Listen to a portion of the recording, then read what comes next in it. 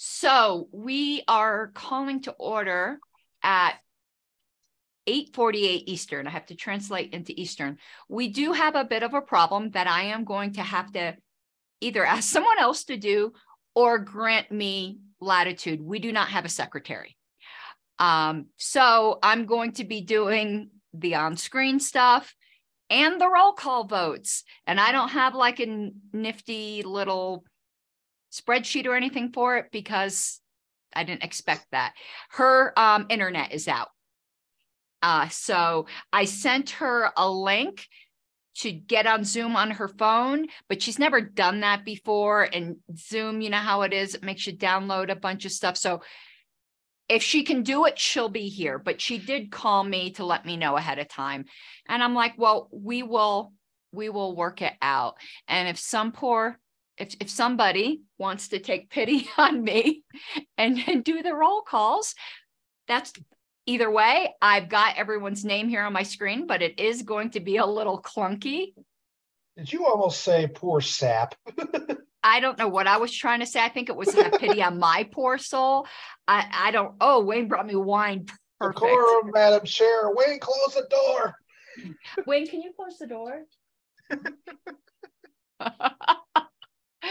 And so I'm gonna 1 second. I'm straightening out this list of names that I just copied really quickly from the website. It's funny to say I'm not used to being a secretary in this meeting, and it's very uncomfortable not to feel like I got my stuff together. So we called the order. Let me do the attendance, and then we'll move to announcements. So Sylvia is not here, but she said she'll do the minutes from the recording. Paul Bracco. Present. Nick Silzeski. Here he is. Oh my God, like Bloody Mary. Here he is. Once he's coming in, I'll note him as present. I got you, Nick. It still says connecting to audio. Rob Latham. Here. Frank Martin. Present. Ken Molman. I'm here. Tom Roulette. Thought I saw Tom. Yes. Mike Rufo. Not, and I knew he was going to be here, but he's absent. I did get you, Mr. Sozelski. Mike Seebeck. Yo. Chuck Moulton. Here. Rich Tomaso. Dave Roberson. Gregory Deal. Roger Roots. I think I just saw Data Logan. Yeah, Data Logan's here. And Dean Rogers. I am here. Okay, so out of our primaries, we have absent Ms. Arrowwood and Mr. Rufo. So that means Mr. Moulton and Mr. Logan, Dr. Moulton, excuse me, and Mr. Logan will be seated as primaries. Okay, let me share my screen and we'll go to public comment. So if anyone would like to speak in public comment, and as I usually explain, that does include committee members who would like to say something that perhaps doesn't, fit neatly in the agenda. Just say, use the little reaction button and raise your hand.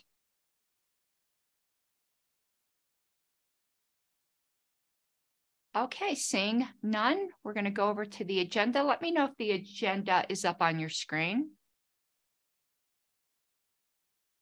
It's there. Okay, perfect. All right, the minutes were distributed by Ms. Arrowwood, I think about a week ago, maybe a little bit less.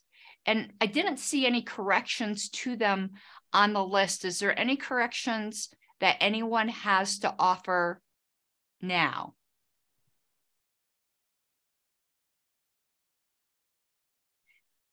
Is there any objection to approving these minutes?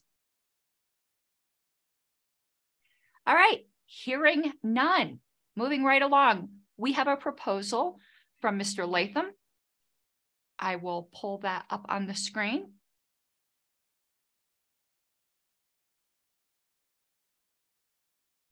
And let me see if I can make it a little larger.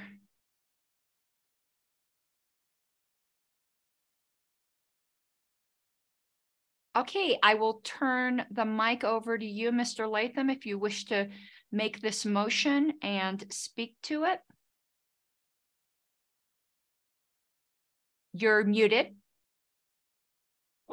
Thank you. I move what has been, I guess, identified as Proposal G, amending Judicial Committee Rules of Appellate Procedure. Hope the reason for doing this is fairly straightforward, but perhaps to summarize, there was some question as to whether the Judicial Committee could amend its rules past this kind of initial 90-day window after a regular convention. And some say it does have that authority, some say it does not. And in either way, if there's some dispute, we ought to make it more explicit.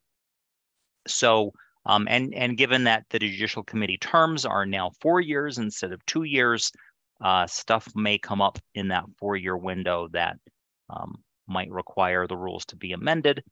So they would just be, if we make explicit that authority to amend it, they would still be subject to the same procedure. The committee would promulgate an amendment, submit that to the LNC, or let the LNC know about it. LNC can object, not object. These wording. I want to read this aloud because sometimes reading something aloud, you see things or it makes more sense. So the existing rules shall remain in effect until and unless the Judicial Committee submits new proposed rules to the National Committee for approval, which approval shall be deemed given after 60 days of being submitted, unless denied by 2/3 vote of the National Committee before. Do you see where I'm getting a little hung up there? Like that 60-60, I don't understand that sentence. Sure. Well, I think the reason it shows up there twice, if we didn't add that second 60, or basically we're saying, well, we're adding that additional first 60 now. That's the National Committee's window to deny approval, or not act in, then it's deemed given, rather than leave that open-ended. I think some may have a question that if that new language after 60 days of being submitted was not there, it might be unclear that it could expand beyond that. So it's emphasizing basically twice that 60 days is the window to speak your objections, or I'm trying to think of how they say it in wedding ceremonies. Or forever hold your peace. There you go. So that's the reason that's there. But if people have suggestions for tightening that up, I'm all ears. Okay, I see a whole line, so I think there probably will be some. And I wasn't looking because I'm trying to do a million things. So since everyone gets to speak, I'm just going to kind of go the way the hands are right now, which will be Mr. Molman, Mr. Bracco, Mr. Seebeck, then Dr. Moulton. Mr. Molman. Yes, I don't know that we should have the LNC approving the rules. The LNC and the judicial are two entirely separate bodies. Certainly, the Judicial Committee has a check and balance role on the LNC, and I would rather see, if you're going to put a 60-day timer on it, say that any rules that are amended would have to be in effect for 60 days prior to going into effect, or something to that extent, or notice for 60 days, or something to that extent, to avoid the Judicial Committee changing their rules based upon the controversy du jour, but at the same time, give them the flexibility to amend that. And I do agree with the 4-year term thing. I disagreed with that happening, but it happened, and that's what it is. So we had to adjust something there, and I just think that as long as the Judicial Committee can't change its rules based on the controversy du jour, we should leave the LNC out of it, in my opinion. Mr. Bracco? Yeah, I think I would probably say the same sort of thing that the chair was saying. It seems somewhat redundant because you already have the 60 days. It's already in the existing language. Like I would just, maybe this is just my personal opinion, be inclined to not change that sentence at all. Not to say that I necessarily disagree with Mr. Molman's immediately prior comments, but I think if that was going to be a thing, it should be a separate proposal because it's kind of separate in what it's covering, what's doing than this one. Okay, thank you. Mr. Seebeck? Excuse me. I kind of share the same sentiment as Mr. Melman, but I have a point of parliamentary inquiry here. Yes. Is a substitute in order here for this if the substitute contains part of the main motion's language? It is, unless it is something that can be achieved by, I mean, a substitute is usually done in order to get an amendment moved that you couldn't do through one of the existing forms of amendment because it was too complicated. You know, it substantially, you know, changed the work. You know, this would be a substantial change. Okay. But if you would indulge me one moment, just a suggestion. No, go ahead. I think what Mr. Bracco said was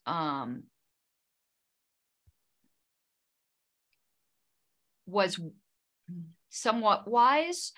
I don't mean that that came out weird. I didn't mean it was somewhat not wise. We all know what you meant. It seems like there are two different issues going on here. One having to do with being able to amend the rules, one problem. Second issue is, should the LNC be able to approve or not approve it? And I do think that it's probably better handled separately as a different proposal. But you guys, you can do it all together. I just fear a change that is needed that Mr. Latham brought out might get shot down because it's bundled with something else. But the floor is yours, Mr. Seebeck. I think I'm going to propose a substitute, but I would like a moment to get the wording sorted out. So please come back to me on that. Okay, and I'm going to go to a new, I could see because this is going to get too squirrely for that 3 column. Okay, I will put you back on. Oh, I've lost sight of the order here. I believe I was next, and then Mr. Latham, and then Dr. Moulton again. I am actually going to move to amend something that Mr. Bracco said, and that is I don't think the language here, adding the after 60 days of being submitted, I think the prior language, leaving it alone, says it, which would be then to, you know, it's not really something that can be accomplished necessarily. This would be a substitute as well, which I don't want to do at this time. So I'll leave it to somebody else. I'm just going to suggest that the language as it was worded, I think says it. I don't think that needs to be changed to accomplish what Mr. Latham is trying to do. I think deemed, given, unless denied by a 2/3 vote of the National Committee within 60 days says it already. I don't think that's unclear. So Mr. Latham, then Dr. Moulton. You know, I was going to say, in fairness, I think Chuck was before me, so I'm happy to. Okay, Dr. Moulton. Yeah, you had said that I could go again, but I hadn't gone the first time. So I agree with what many of the previous speakers said, that I don't think the changes to the 60-day sentence really change the meaning at all. And I think the sentence seems clunky with those changes. So I think those changes should be reversed. I have another concern, which is the idea that the Judicial Committee may amend the Judicial Committee Rules of Appellate Procedure within 90 days following the regular convention, and also may amend them anytime they want following the same procedure. It seems to me that that makes the within 90 days of the regular convention completely redundant. So my suggestion, I'm going to propose a substitute, or well, I guess I'm going to propose an amendment to this. And my amendment would, number one, number one, take the sentence with the modifications with the after 6. I'm sorry, I'm muting Mr. Brown. Yeah, I muted him. Thank you, Dr. Moulton. Continue. So first of all, the sentence that has changes to after 60 days of being submitted, I would remove all those changes and keep it as it was. Number two, the very first sentence, when it says within 90 days following the regular convention at which elected, I would delete that whole phrase and just start with the Judicial Committee. Okay, let me you can keep going. I'm catching up with you. That's all. Okay. Number three, the new sentence that says the Judicial Committee may also propose amendments to the rules of appellate procedure from time to time, subject to the same approval procedure. I would delete that. Okay, so this is actually going to be a substitute because the changes are to very different things. So that's why so this won't be part of it. And you're leaving you're leaving this original language, right? Yes.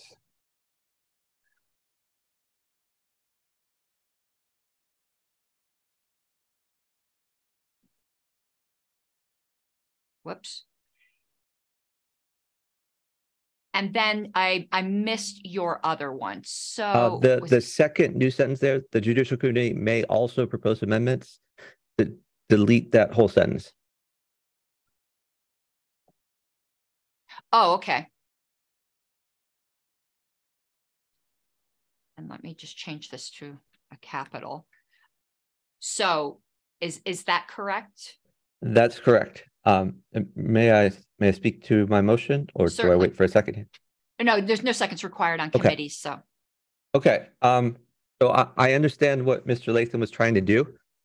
In my opinion, this implements what he's trying to do in a cleaner way. It eliminates some redundancies, eliminates some useless language, and eliminates that clunky sentence. So I think this reads well.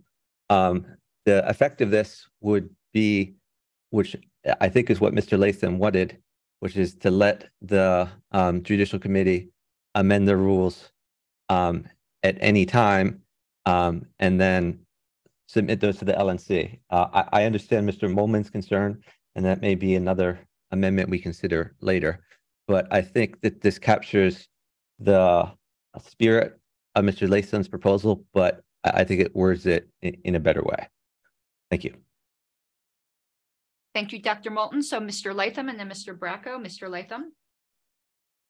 Yeah, so thanks for that amendment, Chuck. And I actually, when we eliminate that 90-day language, I think that kind of addresses part of the problem. I felt like we needed the other stuff, but I think it keeps some of the elements of what needs to change. I do want to throw out this scenario, though, which I was kind of wondering again back to the why do we need the 60-day thing? So here would be the scenario under the, and you may need to look at the existing language, but maybe we can figure it out here. what if the Judicial Committee submits new rules for approval, but then there's that 60-day window and the LNC hasn't acted yet? So what appellate rules are in effect during that 60-day window? Are they the new rules or the existing rules? And I think that was part of what I was at least attempting to address, that I think the existing rule should remain in effect, even though the Judicial Committee has proposed new rules.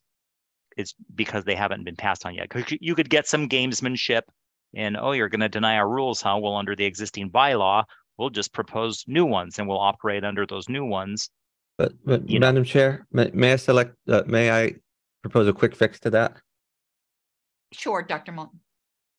So we could say if denied or pending.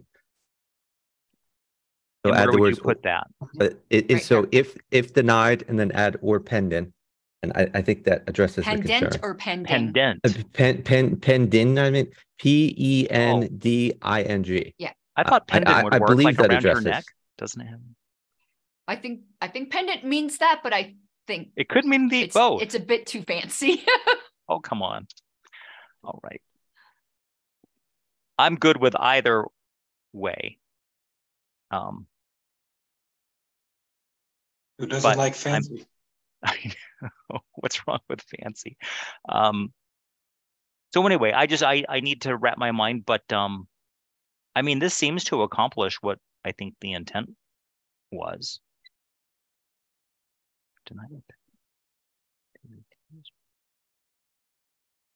Yeah. And I'm sympathetic to the idea that maybe the LNC shouldn't have any say in this at all. Maybe if I had my druthers, it would be that case. I'm just thinking, frankly, a little politically and from a check and balance perspective that maybe that ought to be there. So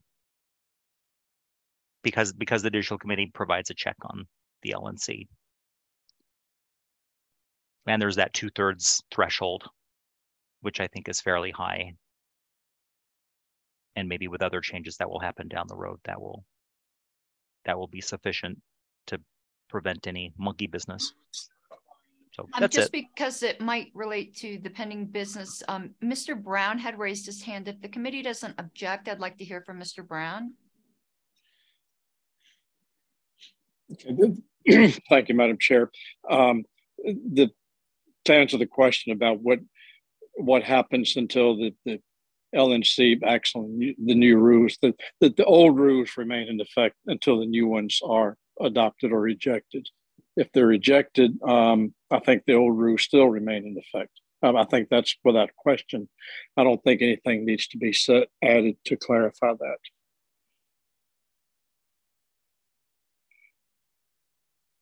Thank you, Mr. Brown. And by the way, I concur with Mr. Brown. I really don't think that sentence is necessary, but I also don't think it does any harm. Mr. Bracco? I think it might do some harm.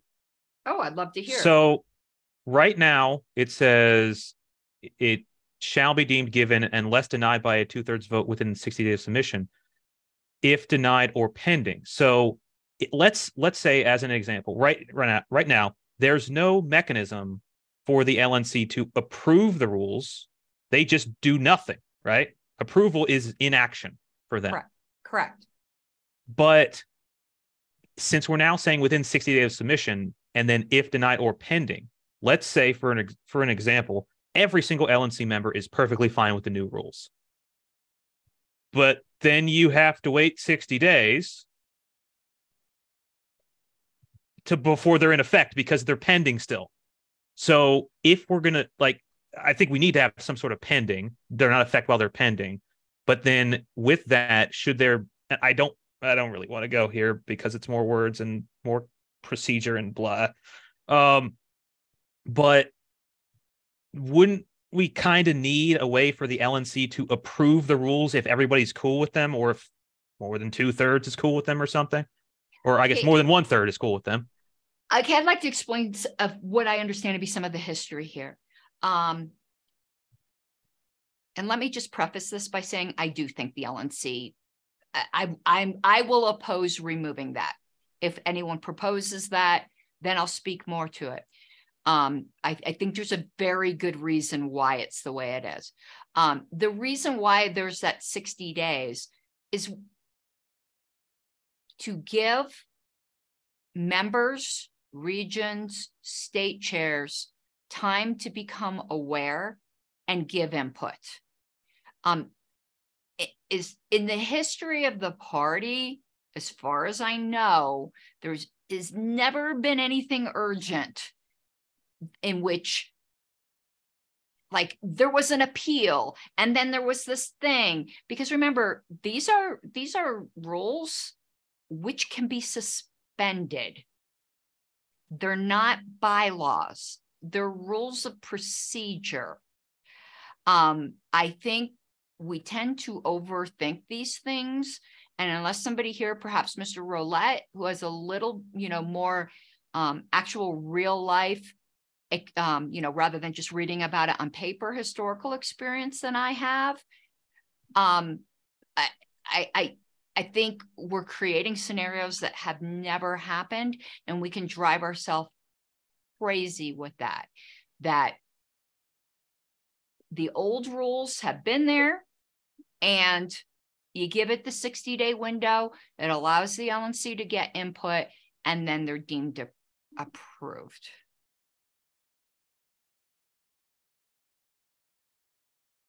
So let me just clarify here. I don't think it's in order for an LNC member to approve them earlier. I kind of think that 60 days is necessary because it's a passive approval. I actually don't think an active approval is in order, and that this would require a significant rewrite. And I'm just cautious about us using our precious time on the convention floor for non-existent issues. But so what you're saying is that my interpretation is correct and that you'd be locking yourself into waiting 60 days. yes, it's always been But that way. that's yes. good, or that's at least acceptable. Yes, Okay. That's kind of my view on it. Other people might, there might be somebody who knows some historical example that I don't, but I don't think this has ever been a problem. And any problem I think it could create, I don't think is some kind of huge disaster. Watch, next year we're going to have a huge disaster and you guys are going to come murder me. Hopefully that doesn't happen. Let's see. Mr. Brown?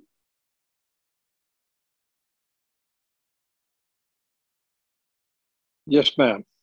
You had your hand still up? Oh, I'm sorry. No, that's an artifact. That's a mistake. Okay, thank you. I believe Mr. Seebeck and then Mr. Latham. Mr. Seebeck. Okay, a couple of things here. First of all, the idea of the LNC explicitly approving the rules creates a problem, because that motion to make that approval could be subject to appeal to the Judicial Committee, which puts you in this weird catch-22 of saying, oh, I don't like these rules, I'm going to appeal these rules that were approved to the Judicial Committee, who are the ones who proposed the rules in the first place. That creates a mess. We don't want to go there. The second thing is that I do have that proposed substitute ready. I'm not sure exactly when is appropriate to propose it, considering that Mr. Moulton's substitute is currently up on the board. We would have to dispose of, well, you can do a substitute for a substitute. I would suggest you don't. I would suggest that the best time to propose it, since no one's going to call the question out from under you, because we can't do that in committees, is when we decide between the current substitute and the main, and we have either the old main or the new main, and then I would call upon you immediately next for your substitute. I think that's when I would want to do this. I have the wording available. It's just a matter of when is the appropriate time to propose it. So. Okay. Again, I'm going to ask for a slight bit of indulgence here. I don't think passive approval, because that's all that's allowed here, of the LNC on the Judicial Committee rules is appealable, by the way. The only things that are appealable to the LNC, we went through this in Colorado, are decisions which require a vote by That's more. correct. Right. So I think potentially a rejection can be appealed, but the rejection would have to be against the bylaws. I can't imagine, because you can't just appeal any LNC decision because you don't like it. You have to cite where the LNC violated a bylaw. And I don't see how the LNC rejecting proposed rules could ever violate a bylaw. Mr. Latham.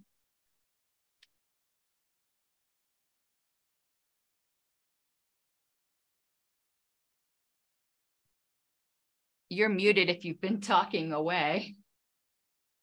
I'm looking at that if denied or pending phrase. Is that clear enough as to what we're talking about? And just I had a little more words, but if the proposed amendments are denied or while pending, comma, would that be more clear?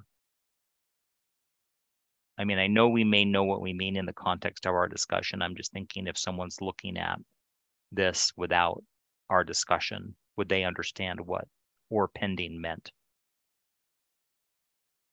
Yeah, that would be up to the committee. Obviously, I think it's clear as stated, but the committee may feel otherwise. Mr. Molman? I'm just going to point out that due to the inherent nature of the Judicial Committee, it would be very good to have any language involving it very tight. That's all.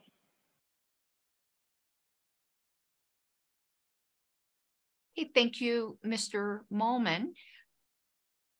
We went a bit far afield of how to handle a substitute, but that is okay for committees. So where really we are at right now is we have the two competing proposals. Are there any further amendments to the primary motion, the one originally made by Mr. Latham, which is the first paragraph here on the screen?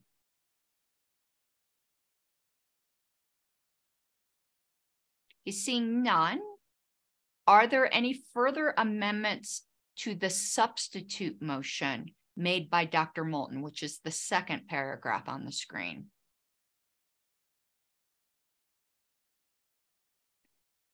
Mr. Latham, were you seeking to make that amendment you floated by the committee? Yeah, let's just add, if denied or while proposed amendments are pending. So after or insert while proposed amendments are. And I'll put this a different color in a minute.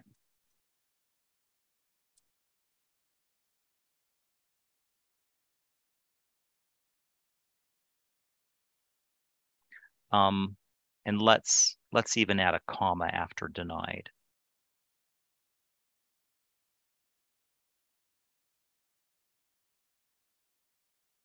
So it's clear we're talking about two different scenarios.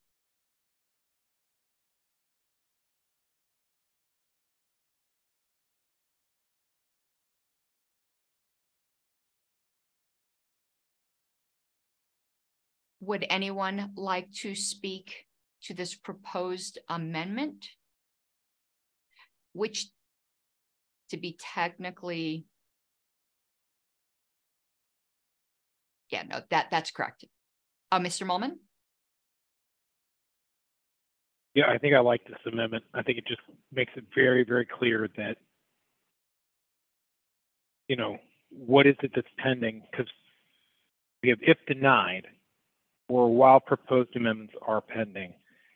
I feel like, honestly, I kind of feel like the if denied or could go away at this point. But regardless, I think it is good to have while proposed amendments are pending, the existing rules remain in effect. And make that's very, very clear. No one's going to try to lawyer parse it out, which, you know, You may not have wish. happened the last term. I was going to say, my Well, sweet summer child. I know, but that's my point, is that the more exact you make it, the less they can lawyer parse it out. I mean, you know, I still remember Bill Clinton's, depends on what the definition is, which is a neat trick to use the word that you're claiming has a different definition. Anyway, the point is that I think this just is, I think it makes it very clear. I think it actually makes it more readable for laymen. I think this is a good. Mr. Bowman, you do realize there's libertarians out there who are thinking in their head, you want me to break this? Challenge accepted. Well, sure. I mean, you know, and as I've noted in plenty of places, most of the time the problem is not with the rules, it's with the people. But we do what we can with rules to try to the worst of the actors at bay. Thank you, Mr. Mullman. Right. Mr. Seebeck? I'm not sure, but I think I'm seeing a contradiction in what's in the wording here as it's proposed. The sentence above that says, the existing rules shall remain in effect until and unless the Judicial Committee submits new proposed rules to the National Committee for approval. That implies that the moment that the rules are submitted to the new rules are submitted to the National Committee, that they go into effect and the old ones go away. The very next sentence says that while they're pending, the old rules are still into effect. That sounds like a contradiction to me. Which rules are in effect in that period of time? Because one sentence says one set is, the other sentence says another set is.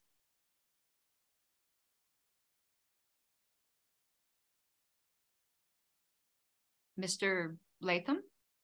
Yeah, and so I think Mike Seebeck is kind of making my point that there's a way to read that earlier sentence that those proposed rules go into effect immediately. But then that's maybe the purpose of adding the second sentence to change that interpretation. So I don't know, or maybe that should be done elsewhere, or maybe somewhere in that prior sentence needs work.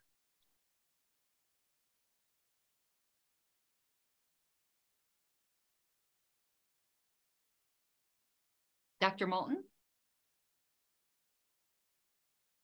Once we dispose of the Latham amendment, I have an amendment to the previous sentence. Okay. So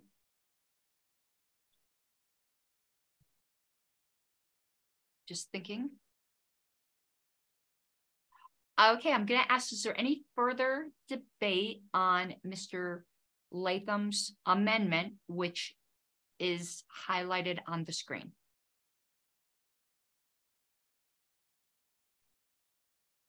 Is there any objection to Mr. Latham's amendment?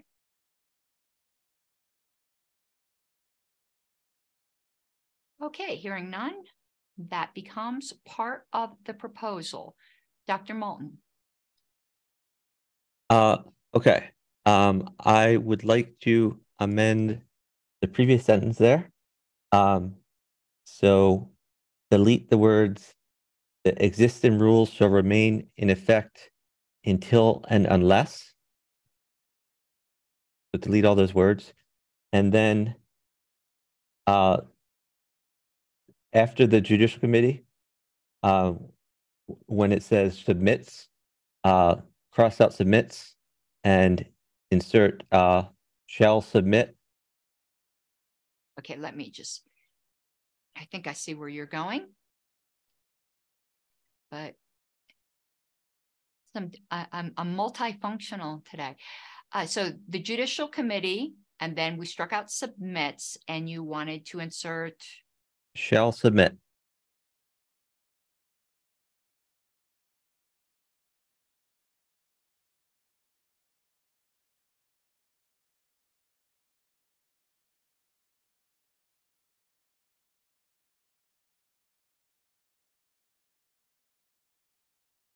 excuse me, didn't highlight that enough. There we go. Hold on. Oh, what the hell am I doing? Hold on. My, here we go.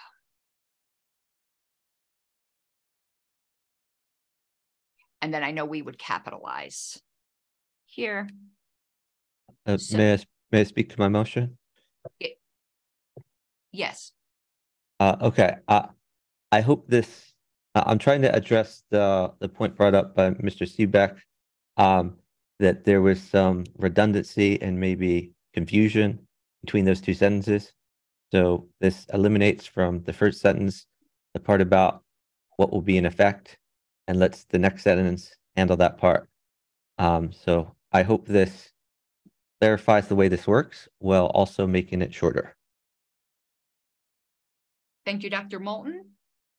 Mr. Roulette?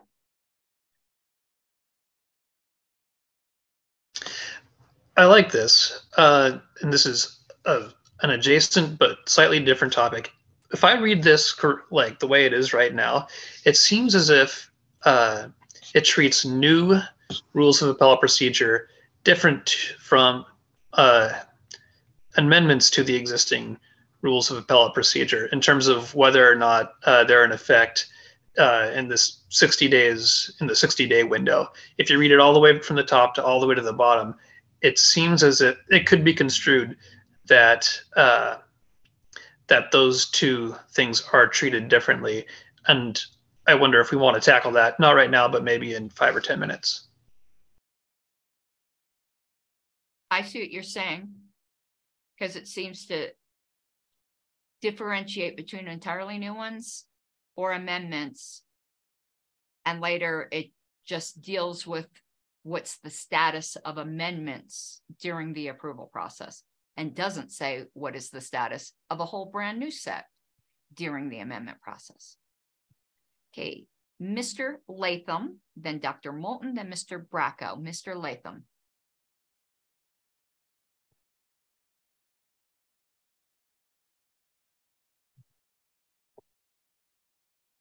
I think you're muted again. I see your mouth moving. Wow, I'm glad I wasn't actually live for that one, but no, I appreciate this proposed amendment, and I'm seeing the stricken language. The rule shall remain in effect until and unless, and then notice we add at the end there the existing rules. So see that should we use the word shall? I guess is my question before that last underlined clause there. Is that shall? Would it be helpful at all, or is it even necessary to add shall before that? So it would say shall remain in effect. I don't know. And so that's what I'm asking. Can we leave it out? Which would be my preference. We need to dispose of Dr. Moulton's amendment to the prior sentence first, but that certainly is something for the committee to consider. If they didn't understand, what Mr. Latham was asking is if right here, this remain in effect, if there should be a shall before it. And I think what Mr. Roulette was also saying that we need to consider after we dispose of Dr. Moulton's amendment, whether or not we want to have these two categories of potential changes, or add here the word new or something to reconcile that. I don't know which he prefers, but there's a tension. Mr. Bracco. This isn't really a comment on anything that's happening right now, but you had asked before if anybody was willing to basically be the replacement secretary, and if you still want that, I'm game. Do you have the names? I do. I believe Miss Arrowwood and Mr. Rufo are absent, and then Dr. Moulton and Mr. Logan are the voting alternates, I believe. Yes, well, I gratefully accept your offer. Is there any objection to Mr. Bracco serving as Secretary Pro Tem for this meeting? Perfect. Okay, Mr. Molman. First, I want to say, how dare Mr. Bracco try to do work? I'd also like to point out that Dr. Moulton's amendment is precisely to the letter exactly what I was going to propose as an amendment to this, so I support it. And it's like scary that it's exactly the same. So I think this is good. I think we should go with it, and then let's go knock out that first sentence and figure it out. And I'm just highlighting to be clear, what he was changing. So I don't think there's any further debate on this sentence. We're starting to talk about others. Is there any objection to adopting Dr. Moulton's proposed amendment, which is highlighted on the screen right now? Isn't his, didn't he also strike that the existing rule shall remain in effect unless and until? Isn't Yes, that part of his amendment? Okay, I just thought maybe that should apologies. be highlighted. We talked for a while, and yeah.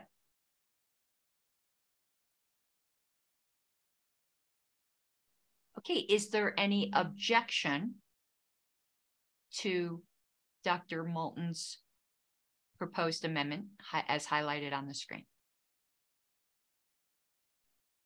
Right, hearing none, that is adopted. So I'm seeing who's gonna run to the mic to deal with, I think it was, we wanted to deal with that first sentence, but if someone's going to be proposing something, now is the time.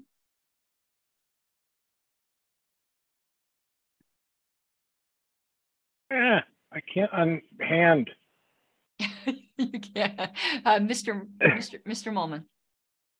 All right, I'm looking at this first sentence, and I know we're kind of in discussion here back to the things, but correct me if I'm wrong. The Judicial Committee has already established its rules, like they already exist, and they're handed committee to committee, right? Like once they're there, they're there. It's not like they disappear. Correct. So they're not establishing squat. They've already been established. And I don't think that's correct under the existing language. Okay. Go up here for a second. Here's the current wording.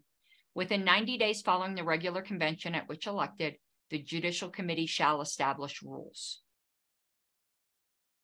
It says may step. Oh no, if adopted. I'm sorry. Yes. Sorry. I'm reading the if adopted. And it just says if they fail to do that, the existing ones remain in effect. Then they're established. I mean, they're technically reestablishing them, but effectively they're established. Yes. Even though they're supposed to not be, because it does say shall. Right. So I guess my point is that effectively they're there. No matter what, the Judicial Committee could be completely vacant and like it was for a term. And the rules were still there because the committee took no action. So the rules are there. But I guess my point is that the entire first sentence about shall establish, can we just go with the Judicial Committee may amend? Sorry, I'm trying to read this on my phone. It's not turning. Thank you, phone. May amend rules of appellate procedure. Right? I mean, doesn't that cover it? And then it goes on, and then we go on to say propose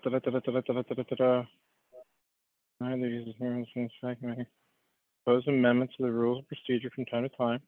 Okay. I think that's, I mean, correct me if I'm wrong here, but wouldn't that take care of it? Just say may amend rules of appellate procedure? Maybe may amend the rules of appellate procedure?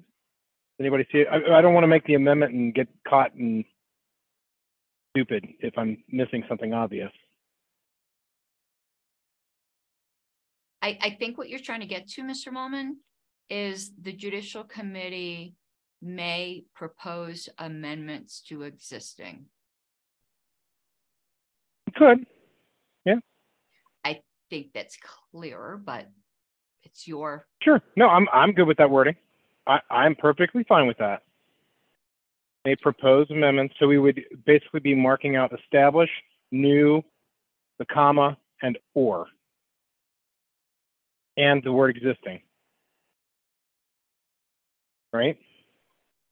In what I suggested, existing remained because I think it's kind of odd without it, but it's entirely up to you. Well, that would make it clear that they actually do exist. So I'm okay with keeping existing. So we were looking. Forget. So we're looking to strike.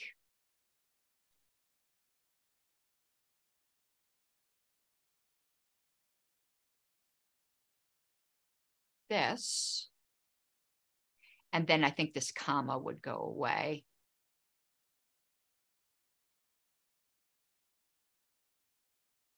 I'm just going to highlight it. So the first sentence, as I think you're proposing, would be the Judicial Committee may propose amendments to existing rules of appellate procedure. Yes, that is the motion that I seek to make. Yes. Okay. Would you like to speak to that, or have you? Just quick summary. Obviously, while the bylaws currently ponder recreation, they also, or reestablishing each term, they also say that if the Judicial Committee doesn't, they just get auto reestablished with the old ones, which essentially means they're a codified document that could be amended by, complete substitution or not. But either which way, it's the same thing. It's, if anything, all it does is ensure that there's something there, that some LNC that's not hostile to the Judicial Committee entirely can't just reject the rules forever and ever, and they can never get rules established, right? Anyway, a complete replacement is a form of amendment, so I do think entirely new ones are covered under proposed amendments.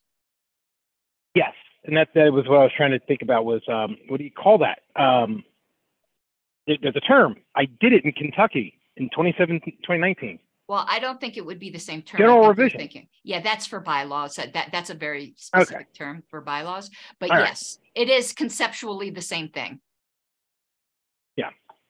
So anyway, that's yes. I think amending is the right thing. It reflects what we actually do procedurally anyway, and this would not create any weird checks and balances problems. So yeah. I want to throw something out there so we don't forget. That last sentence, holy welcome to 1970s. I think we need to look at that last sentence too when we get there. I've never, I don't maintain shit at the party headquarters. I think we should amend it that you have to chisel it into granite. I just noticed that. I don't know when it became practice to append them to the bylaws, but we should probably amend the bylaws to have current practice. But okay, so that's the amendment. Mr. Latham, I'm kind of going in order of the screen. Apologies if I've jumped anybody. And I actually agree with Mr. Millman that if we adopted his change, they could do a wholesale change to the rules. And I guess my question, I don't know if Mr. Oh, I'm scrolling down. Did he go? Oh, Richard Brown. Although, Madam Chair, you've said this. You said basically an amendment, you could do a wholesale change and that would be covered. So I'm okay with that, but some might say, what if you want to do just a wholesale change, a general revision? Would people say, no, you can only amend? So I don't know one way or the other. I do like brevity, so I kind of like this amendment, but that's just a concern I have. And then I saw that last sentence too, as to the last sentence. I didn't propose knocking it out because I thought that's dealing with a separate issue, and I thought that was getting too far afield. But if it's game, I'm totally open to striking that sentence. It's no longer necessary.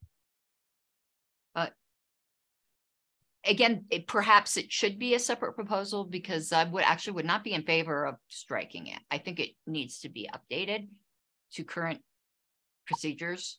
And perhaps that does need to be a separate thing, but we can talk about that when we get to it. I don't know who was first out of the trio I have here. If Mr. Bracco and Dr. Moulton doesn't mind, we haven't heard from Mr. Martin, so I'd like to hear from Mr. Martin. Thank you, Madam Chair. So I'm just looking at this material here, and I see two references to amendments and then another reference to, quote, new proposed rules. And I'm just thinking if we don't want to use amendments consistently throughout. So I'm looking at the second sentence there, new proposed rules, and it seems to me changing that to the word amendments would be appropriate.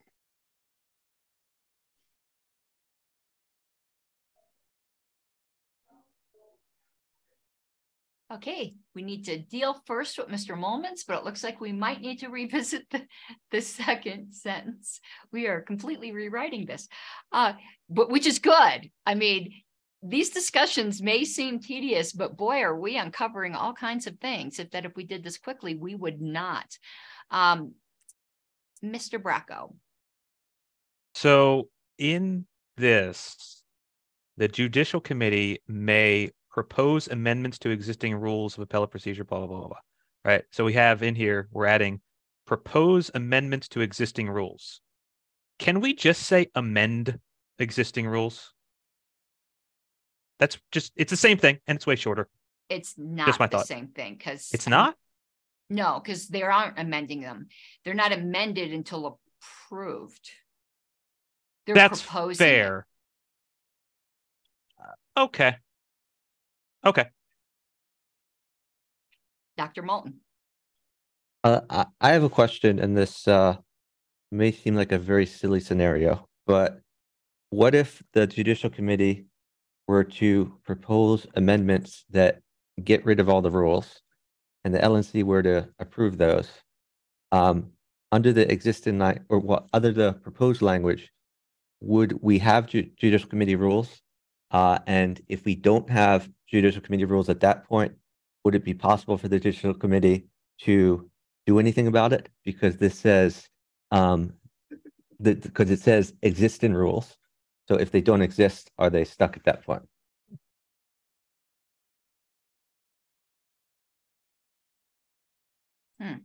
As the chat said, Schrodinger's rules.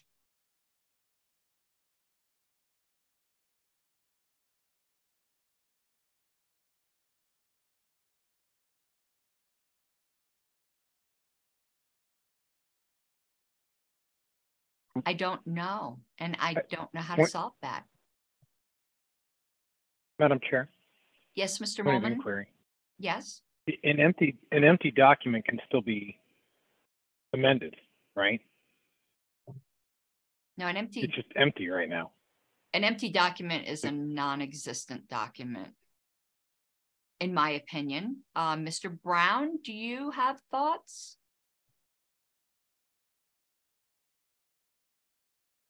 No, Madam Chair, I don't. I haven't actually followed this last few minutes that closely.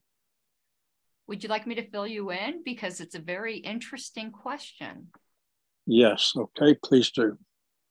What if the Judicial Committee moves to delete the appellate rules in their entirety? The LNC approves it. Can they ever be amended again because there is no, without amending our bylaws, because there's no existing rules because they've been deleted? Okay, that's what I thought you were discussing. And you were hoping to avoid that one. Was hoping I had misunderstood. And I'm looking at the existing bylaw. I'm looking at the current bylaw provision. Actually, submitting new rules may be problematic, honestly. I think based on the existing bylaw, and I think based on what I've heard so far about the ways to amend it,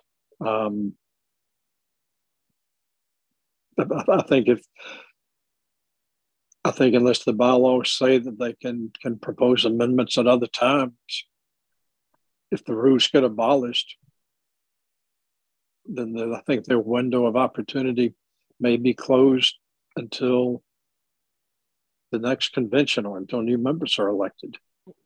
Or the bylaws are amended. Or the bylaws are amended, which couldn't be before the next convention. Right. That's why I said until the next convention. While Mr. Brown's speaking, if I may ask a follow-up to Mr. Brown. Go ahead, Mr. Mullen.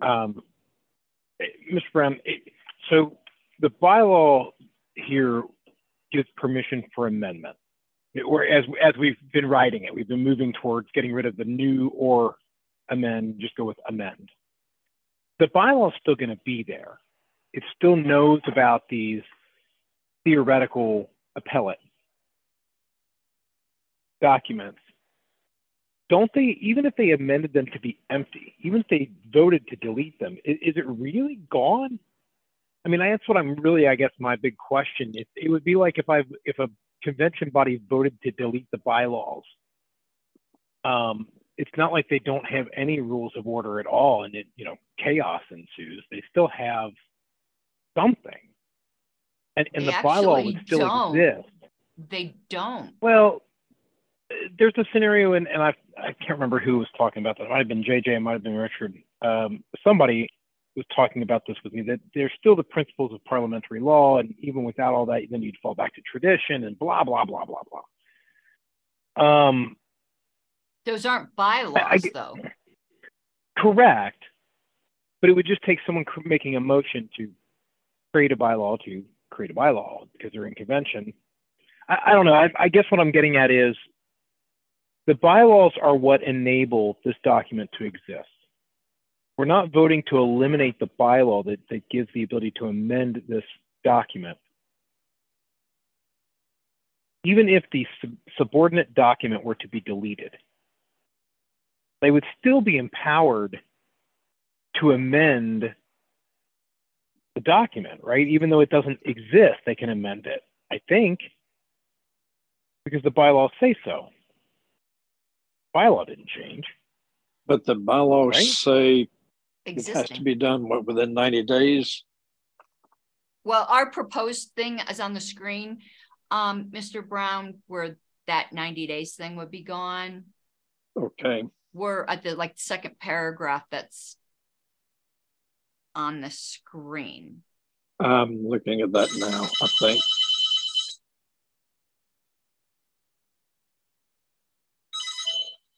All right, with this amendment, I'm thinking probably they could propose new rules at any time. If the initial proposal gets rejected, or if they abolish their rules, I'm thinking, yeah, the way you have this amendment, I think they could propose a brand new set. But I wouldn't bank a whole lot of money on that. I'm still studying it. To Mr. Brown, real quickly, I just want to draw his attention to the word existing in the second line there. And that's what I'm grappling with. Right, amendments to existing rules and procedure. May establish new, may propose amendments to.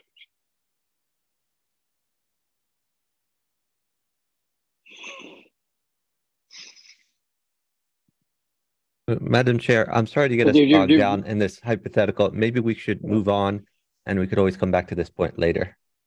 I don't think we're making any progress. You have a point there that this, I don't have a ready answer. And it really should be more clear. So Dr. Moulton, who proposed this? Was this you? I'm getting a bit.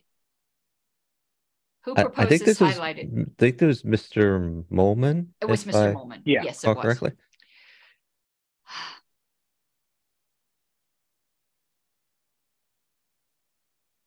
I propose. Okay. Well, there were some people online that kind of have gotten skipped multiple times. So we're gonna let them speak, and they might have some creative solutions. Mr. Roulette. Madam Chair, before Mr. Millett speaks, perhaps just lay this on the table for the time being.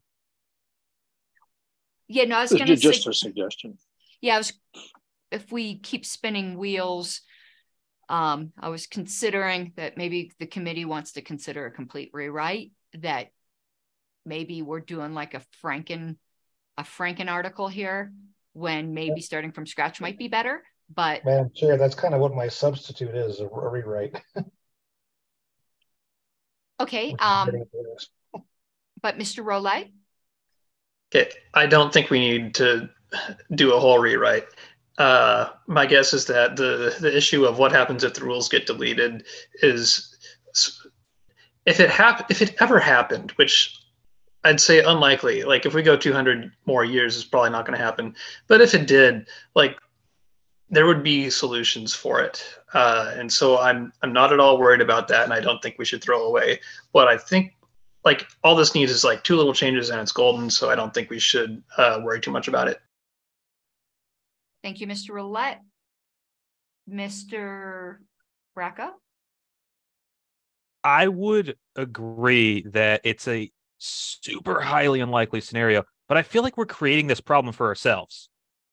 So, I know we need to get to the shall submit new. Oh, what about amendments? Yes, that part still needs to be addressed. I kind of feel like we're creating this potential, if very unlikely, problem by doing this amendment. So I think I'm against it, because I don't think we need to create problems, even if they're super unlikely ones.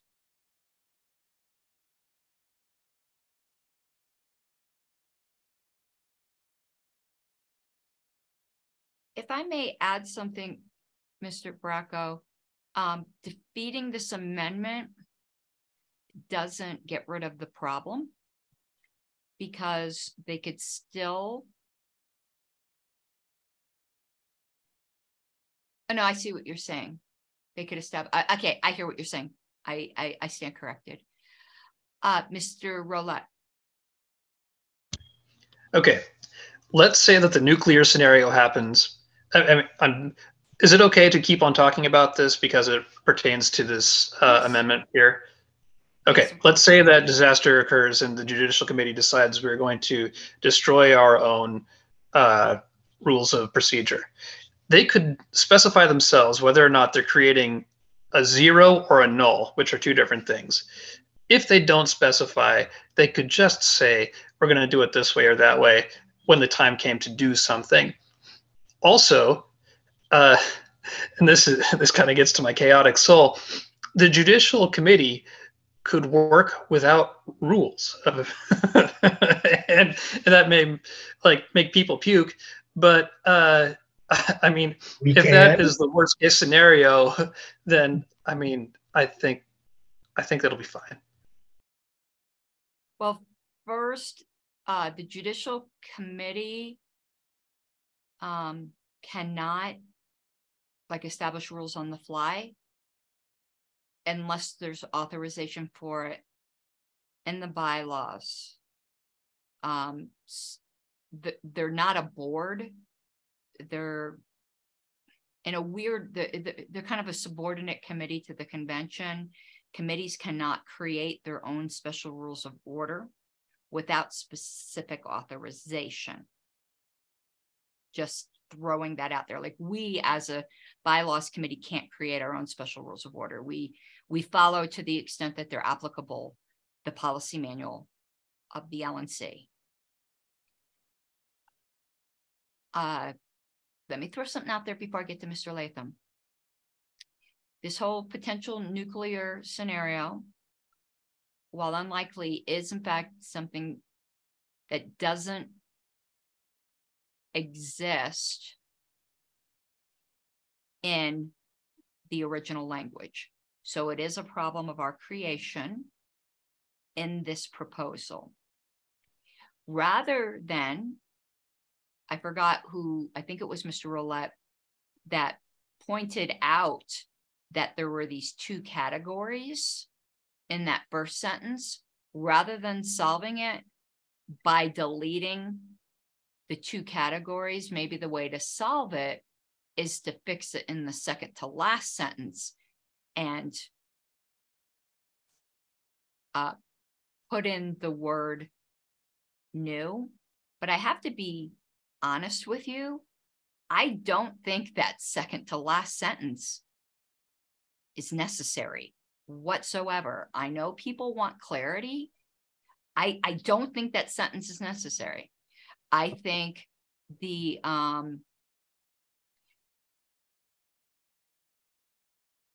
I mean, I guess it's necessary now that we deleted, that we could go back and reconsider this.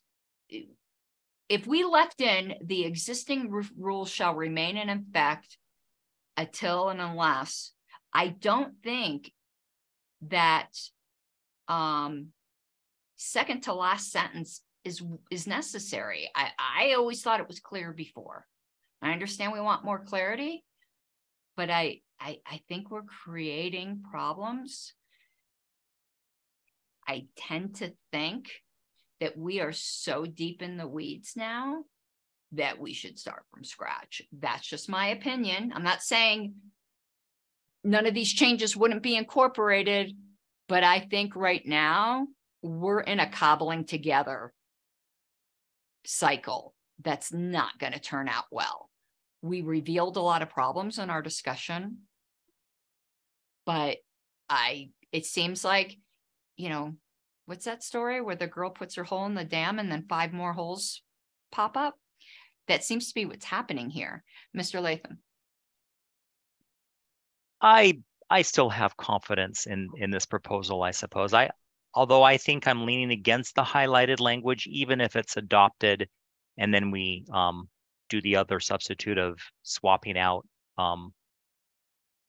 proposed rules in that one sentence with proposed amendments, or I think that largely captures what the original intent of this proposal was. Although I did have a question, I guess, again for Mr. Brown, the no rule scenario, which I think is highly unlikely, but wouldn't we just default to Roberts? So the Judicial Committee would just basically rely on Roberts to run its procedures. I'm going to be a little stickler a little bit here. The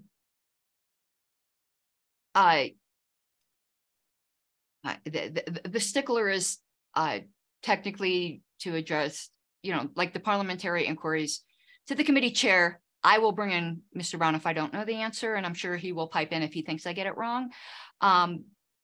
The Roberts does not contemplate judicial committees whatsoever. So, you know, it will guide it in, you know, motions and things like that, but the type of things that are in our appellate rules are not contemplated whatsoever by Roberts. Let me throw something out there, you guys. I think, and I concur with Ms. Harlows. Yeah. I think there's a fix to this. Defeat the current proposal, leave establish new or propose amendments, and in the second to last sentence, change it to if denied or while proposals are pending. Proposals cover new ones. They cover amendments. Objection. They cover everything. Mr. Seebeck. The chair is leading the committee towards a solution when there's another one still pending out there. That's improper. I'm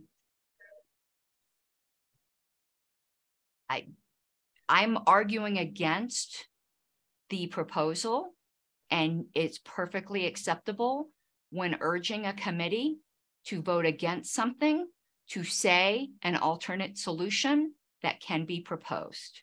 That is Not perfectly when in there's order. one pending to be proposed. That's denying equal time to that one.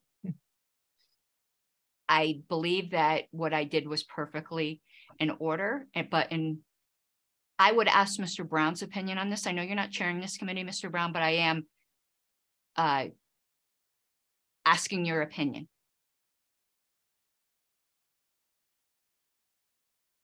You are.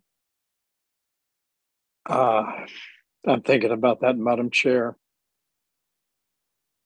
Mr. Seebeck has a proposal pending, correct? No, Mr. Yes. Molman does. Oh, or Mr. Molman. I have one waiting in the wings once we get back to May. Actually, I think what the chair is doing is permissible, is appropriate here.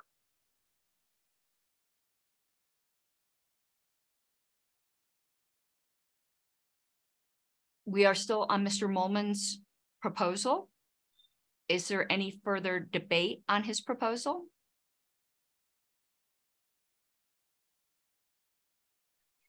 Okay, do not think this will be a without objection because I already know there's objections. So, Mr. Bracco, if you would take the roll call, and the motion before the committee is to delete the words establish, new comma, or, and then there would be that stray column after a comma after existing that would also be deleted so that the sentence would read, the Judicial Committee may propose amendments to existing rules of appellate procedure to govern its consideration of matters within the scope of its jurisdiction. All right. Bear with me if I'm a little slow here. It's my first day. So this is Paul Bracco. I'm going to vote no. Mr. Siselski. Yes. Mr. Latham. No. Mr. Martin. Yes. Mr. Molman. Yes. Mr. Roulette. Yes. Mr. Seebeck. No. Dr. Moulton. No.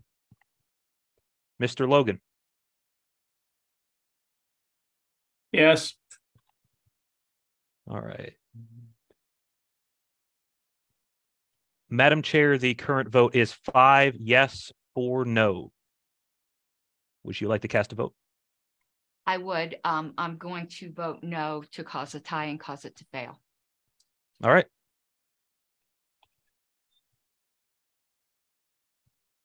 So that, well, I guess that's your job. I don't know. Yes. So yeah, the motion to amend fails, and I am getting, how did I not? Just give me a moment, but I see Dr. Moulton's hand is raised. So while I'm doing this kind of book, housekeeping, go ahead, Dr. Moulton. Oh, I'm sorry. Yes, I would like to propose an amendment to what the chair had suggested, which is the second to last sentence. If denied or strike out proposed amendments and insert proposals. Just give me one moment. Okay, I realize I missed an S there, but I'll do that while we are talking. Would you like to speak to that, Dr. Molman? Moulton, excuse me. I just elevated Mr. Molman. I don't think I want to speak to this. I think the chair has already spoken to this and may want to speak to it herself. Okay, thank you. Yeah, I think this covers it. I think we've just solved the problem of the nuclear no rules because we specifically give the Judicial Committee authority to establish new ones or propose amendments. And we don't have this weird 2 category of things, if denied or while proposals, which would cover both new or changes. I think this gracefully solves the weird 2-category problem we were finding ourselves in without leaving us in possibility with no rules.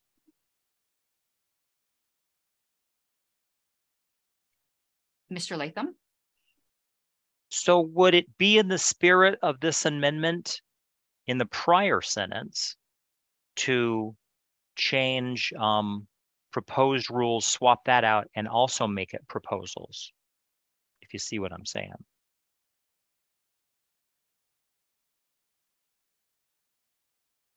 So it would read, the Judicial Committee shall submit new proposals to the National Committee for approval, comma, which approval shall be deemed given, blah, blah, blah.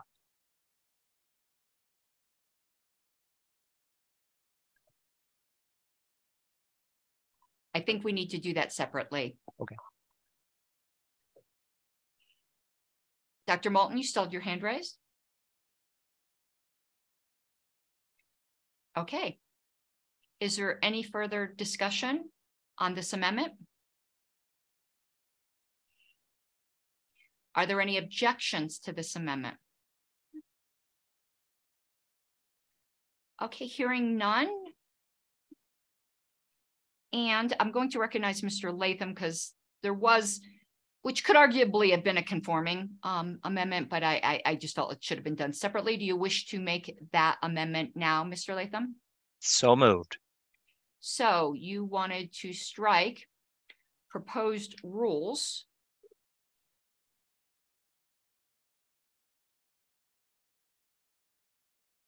And instead put in proposals. Is that correct? That is correct. So that it would read, the Judicial Committee shall submit new proposals to the National Committee for approval, which approval shall be deemed given unless, you know, the rest of the sentence.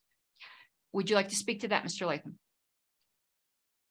I'm a little worried that proposals are too vague, but maybe in the whole context, it makes sense. So, and of course, it's consistent with the one we just passed. So I think we know what we're talking about. It's the same thing.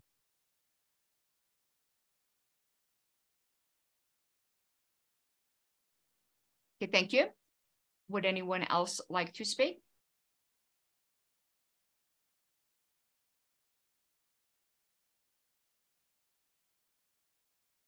Okay, is there any objection to this amendment?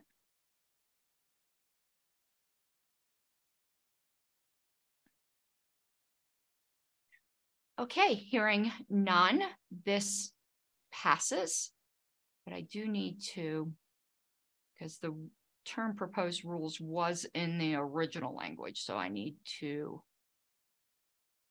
do this, and then this would be new.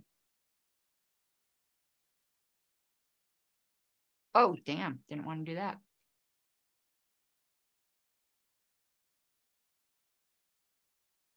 Okay, were there changes such, I don't know if people wanted to do as a separate proposal to the last sentence. It can be a separate proposal. We could leave it alone. That was just bringing to mind something else we discussed. Dr. Moulton? Yes, I would like to amend the last sentence in this proposal here. So let's see, I would leave the language, a copy of the current rules of appellate procedure shall be, cross out the rest of the sentence and add in included or maybe included by word, packaged with You mean the appended? Sorry, that's great. Appended to the bylaws and posted on the party's website. Let me take, shall be, this formatting might not be exact. I'll take care of it. Appended to the party's bylaw. Did you say parties or was it just to, do you want to? The party's bylaws is fine. I'm sort of having language on the fly here, so I'm open to suggestions. What about these bylaws? and posted to the party's website, so you don't have party. Great. Mr. Molman? I have an honorary doctorate in something. I don't even know what. I was going to say, do we need to specify the party's website, or do we need to specify something that's in a mechanism that is easily accessible to members? And the reason I say that is I can bury something on a website. And yes, Reverend is legally a title I can use, but I don't. Just saying posting it on the website, I can bury something on a website. It will never be found. Right? We need it to be accessible to the members. That's the key. Right? And so I guess I'm looking for language that would be more about easily accessible, readily accessible, something to that extent, some word to the members. Keeping it in the office is stupid. Putting it on a website is better, but like I said, I can bury things in the website. So I'm open to ideas, but something about readily accessible to members, I think, might be better. Okay, why do I keep doing this? I think there's another section of the bylaws that talks about the secretary being responsible for providing copies. There's something about. Madam Chair, Article 7, Section 14 talks about minutes and says a permanent archive section on the party's website. Is that what you're looking for, or? There was something that was last committee, I thought, proposed. Maybe I'm thinking of the policy manual.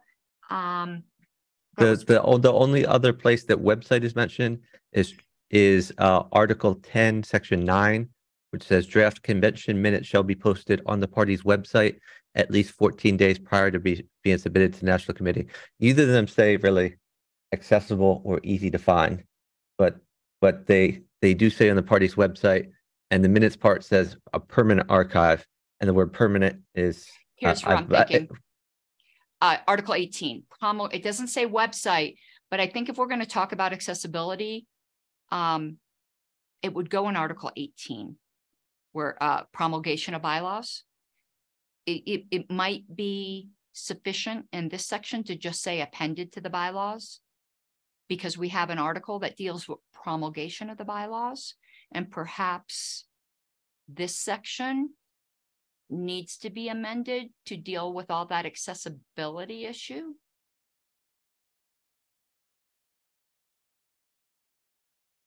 That sounds fine to me, Madam Chair.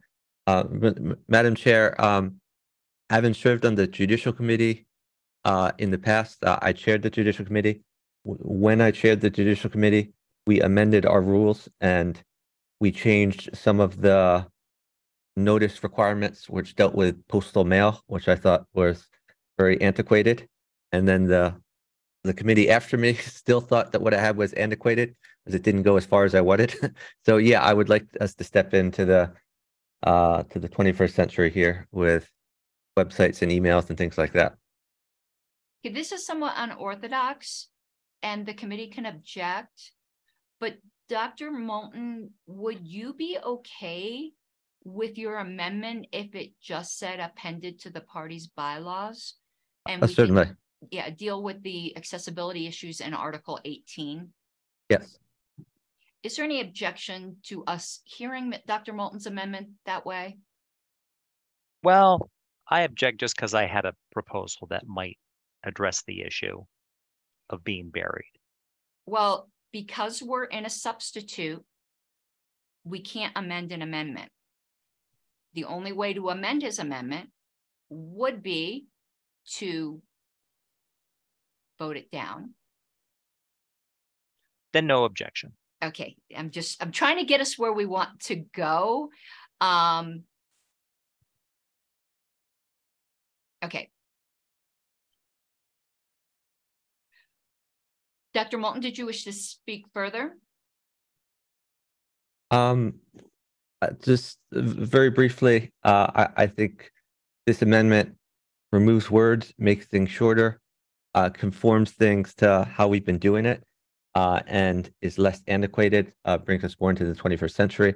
I recognize that there are still potential problems, things that need to be made better as far as accessibility, but I agree with the chair that those amendments may be better positioned other places in the bylaws than in this particular article. So I don't think we should try to put everything in the kitchen sink in this one article. Thank you. Thank you, Dr. Moulton. Is there any further debate on this amendment, which I should highlight?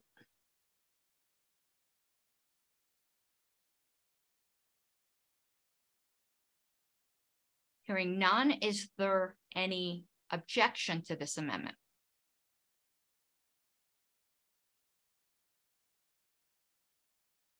Okay, hearing none, that passes. And I have not forgotten about you, Mr. Seebeck. When we do get up to the first level, I understand you have a substitute. Oh, I'm waiting. I just wanted to let you know I have not forgotten. Are there any further amendments to the substitute? To make sure we're not missing anything, because there's an awful lot of text here, I would like to read aloud what it would read if we pass this. It would say the Judicial Committee may establish new or propose amendments to existing rules of appellate procedure to govern its consideration of matters within the scope of its jurisdiction. The Judicial Committee shall submit new proposals to the National Committee for approval, which approval shall be deemed given unless denied by a 2/3 vote of the National Committee within 60 days of submission. If denied or while proposals are pending, the existing rules remain in effect. A copy of the current rules of appellate procedure shall be appended to the party's bylaws.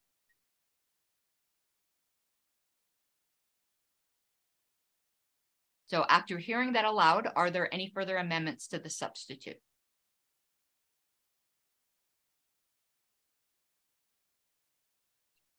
So procedurally, where we are at is to decide between the substitute or the original Latham proposal.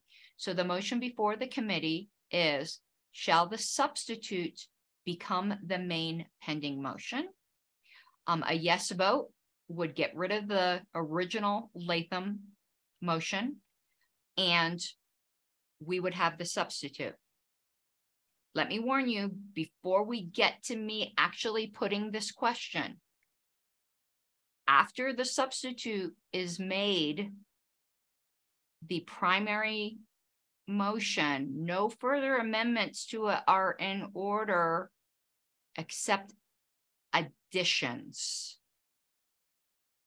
So I have to be honest with you, I'm willing to like wink, wink, nudge, nudge if that's what the committee wants to do, but I'm just telling you technically that's the way it works with substitutes. Mr. Mullman? Oh, I was unaware of that. Sorry, I didn't mean to make noise. Yes. I thought I was on mute. Okay, so I am then putting the question, shall the substitute motion become the main motion, or shall the substitute go away and the original, it is as amended, or the Latham motion, which is the first paragraph on the screen, remain the main motion? Is everyone clear what we are voting on? A yes one would make the substitute the main motion. A yes vote would make the substitute the main motion. But we might not need to take a roll call if there's no objection to making the substitute. Okay. Ooh, Madam Chair, I was confused the way you phrased that. I wasn't sure what a yes would do. Okay, let me explain that again. A yes vote would mean that this first paragraph here would go away entirely, and this heavily amended second paragraph would become the main motion. Thank you. And Yeah. technically no further amendments to it would be in order except for additions, meaning adding to the end or the beginning of it.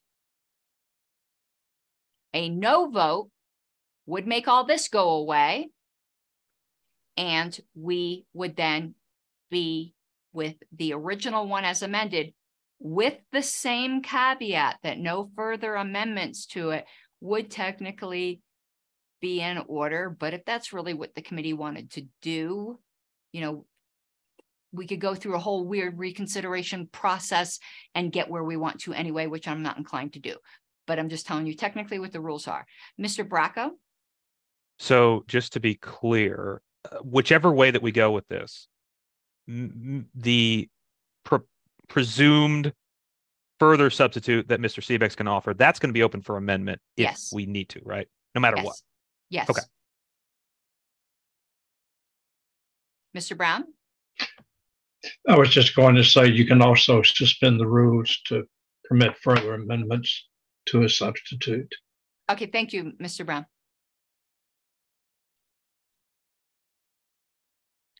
All right, so there was objection. Again, the question is, shall the substitute become the main motion? Mr. Bracco, if you could take the roll. Sure. This is Paul Bracco. I'm going to vote yes. Mr. Siselsky? Yes. Mr. Latham? Yes. Mr. Martin? Yes. Mr. Molman? Yes. Mr. Roulette? Yes. Mr. Seebeck? Nope. Dr. Moulton? Yes. Mr. Logan?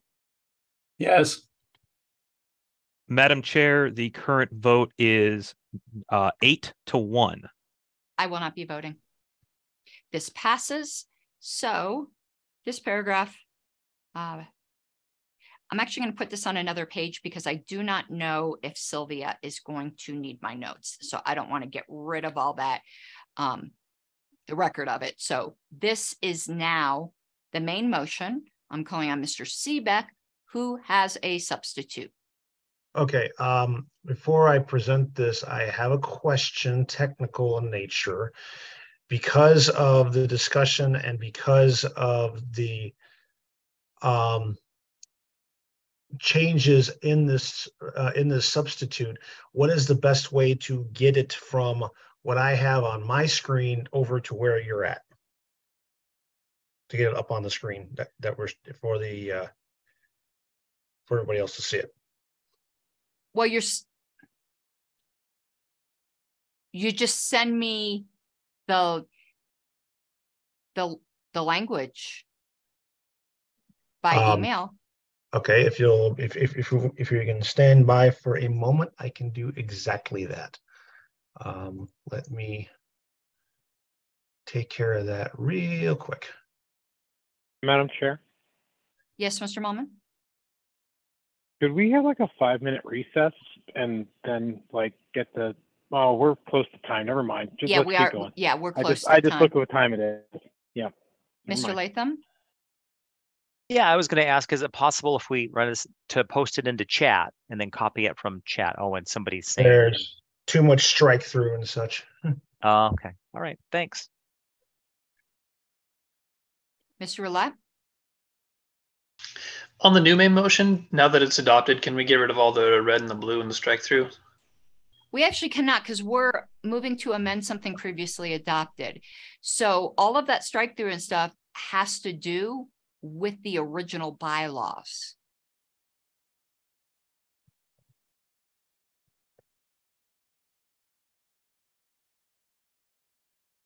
Okay, just got sent.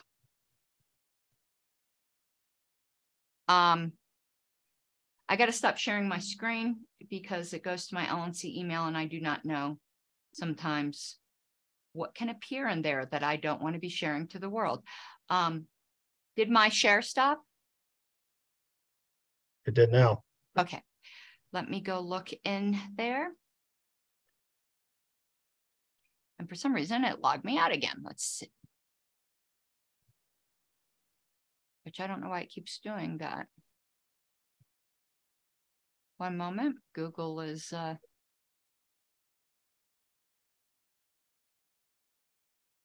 Google does not want to load. Give me. Okay.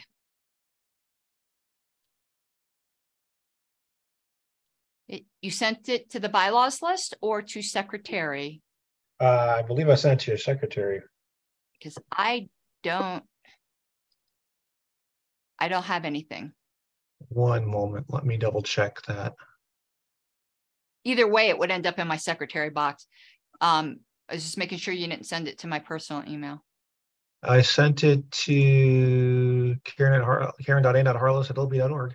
That's not my, I don't have that email address. Oh, that's weird. Why is it showing up in my system? Hold on. Okay. Allegedly, that's supposed to forward to my secretary account, but it never does. Okay, I just forwarded over to the secretary account. Okay, let me give it a second.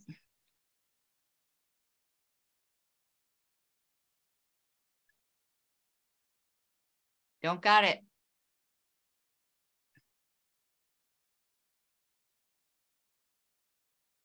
Here we go. 1 second. You got it? I believe so. Okay. Subject JC substitute. Yeah. I'm trying to open it with Google Docs here so I can then copy and paste it over.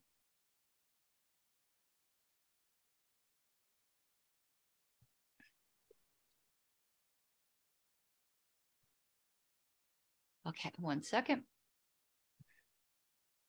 I'm going to stick this on the screen. Now let me reshare my screen. And there was nothing juicy. I could have just shared my screen. Okay, it is on the screen.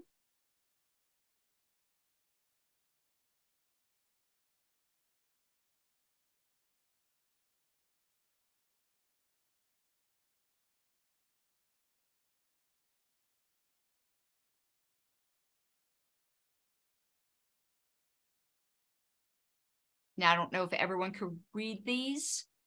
If you need me to read them aloud.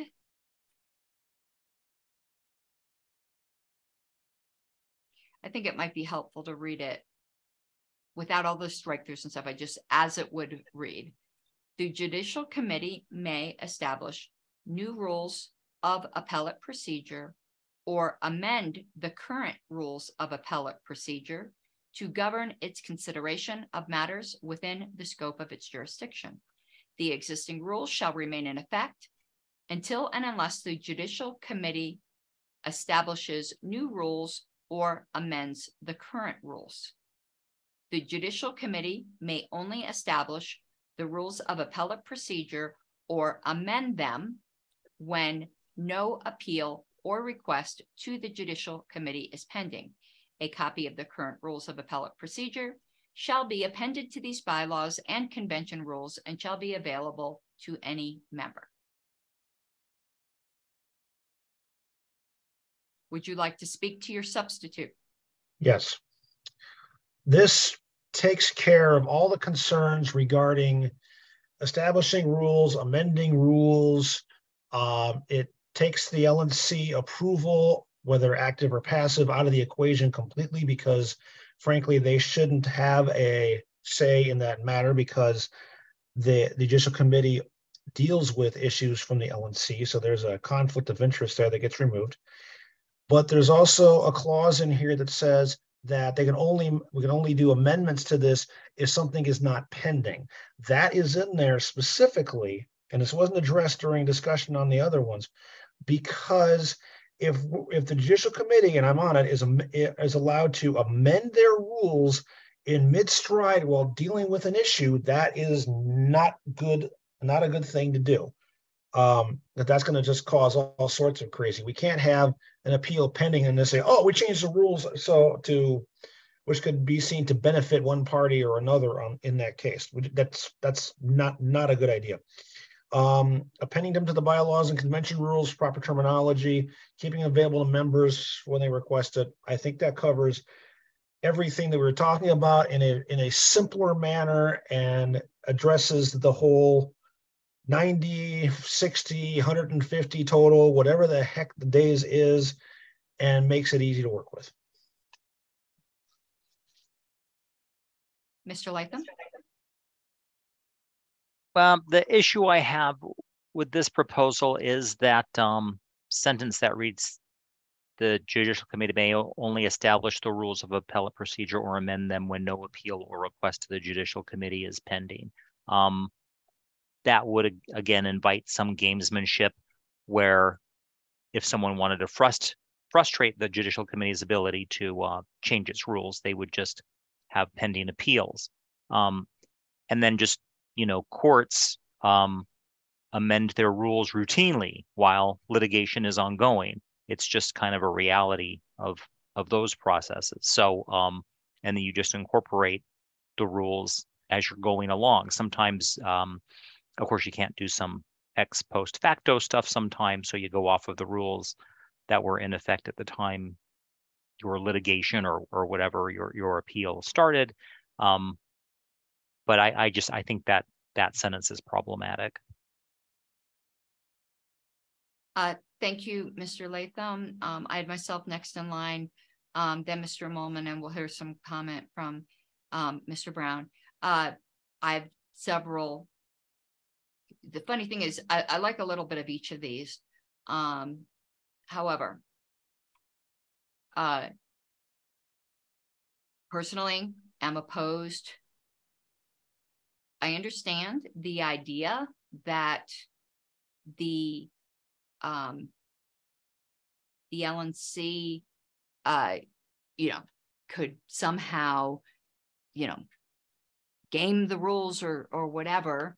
But there are existing rules that are mature. I don't think they could game it to their benefit because the existing rules aren't to their benefit. It's not as if the LNC is proposing the rules. To have the judicial committee just be able to amend them on their own, and perhaps there is some huge problem in them that there's no way to overcome if the judicial committee was trying to game things. There always has to be a prime mover. I prefer checks and balances. It's not as if the LNC has sole authority. It's an interplay between the LNC and the judicial committee. And I think that is the healthy balance, unless we're going to have rules of judicial procedure approved at a convention. That's the only way to keep it completely where it's not going to be gamed. And then again, the delegates who may be a future participant in a judicial committee proceeding can also game them. I don't think perfection is on the table here. I think good is on the table here. And I think this process has served us well. I do not want a judicial committee that establishes rules unto themselves that can benefit themselves and potentially screw members. There is one body that, per the nonprofit corporation law under which the LNC is bound and our bylaws, the only ones that have a legal fiduciary duty to protect their members. That doesn't mean they always do it. God knows I know that. But the fact is, they are the ones with the legal responsibility.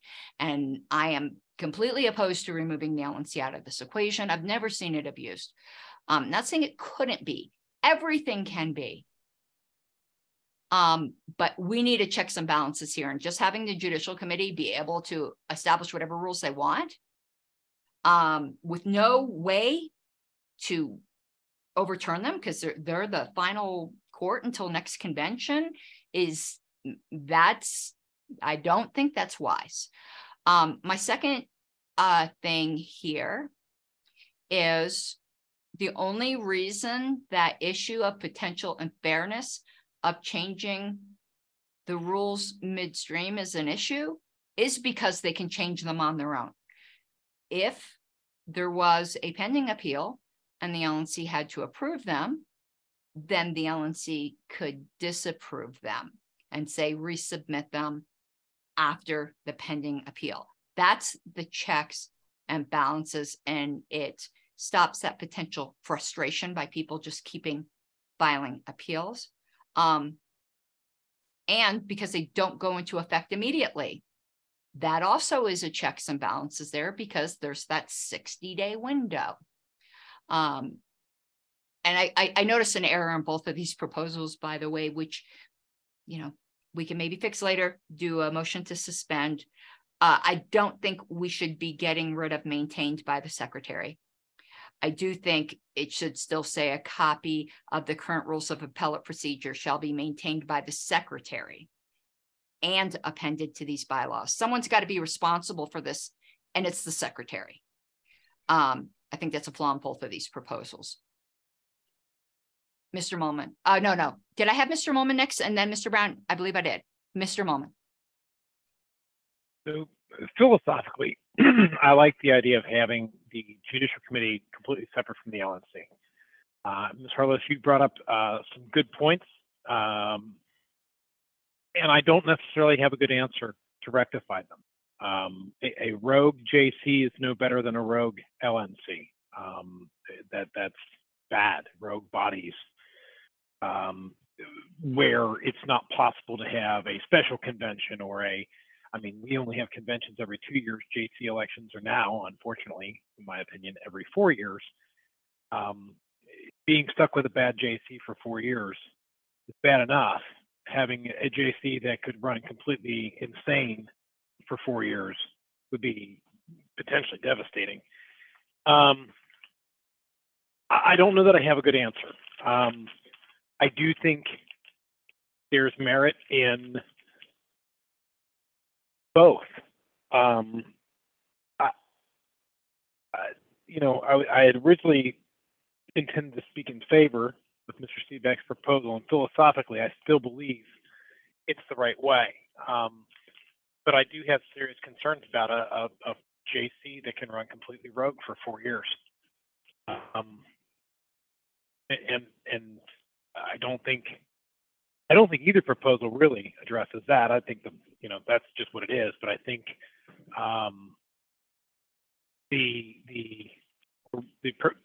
prior to this substitution, the one that we got back to, I think keeps danger of a runaway JC better in check than the proposed substitute, even though I would prefer a system with the proposed substitute with some sort of check. So I don't really know that I have an answer here, but that's where my gut is on all this, and I'm open to ideas. But yeah, that's where I'm at. Sorry, Mr. Brown. I was really going to speak in favor. Sorry. Go ahead. Thank you, Madam Chair. As a parliamentarian, I share the concerns expressed by yourself and Mr. Melman and the previous speaker before the chair. I forget who that was. And in particular, I wanted to point out my concern from a parliamentary standpoint with the provision that would prohibit the Judicial Committee from establishing new rules only when no appeal is pending. That strikes me as problematic. I could understand a provision that said any new rules shall not apply to any pending appeals. That would be fine. That would be customary. But an appeal can take several months, and there can be 2 or 3 appeals pending that have been filed. One gets filed before the previous one is over, and it's a matter the Judicial Committee is locked into not being able to propose new rules. As a parliamentarian, I would prefer something that just says any new rules shall not apply to any pending appeals. But I share all of the concerns I just heard expressed with this substitute.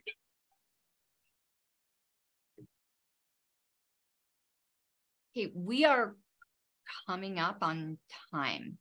We do have a few more minutes. Just letting everyone know that in 2 minutes, unless there's a motion to extend, we are going to be done for this evening.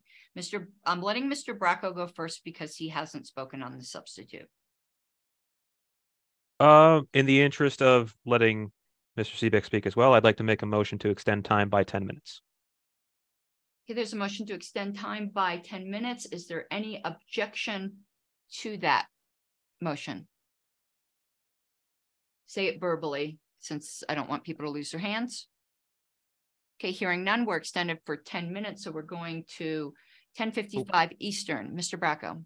So I get not wanting to not have a check.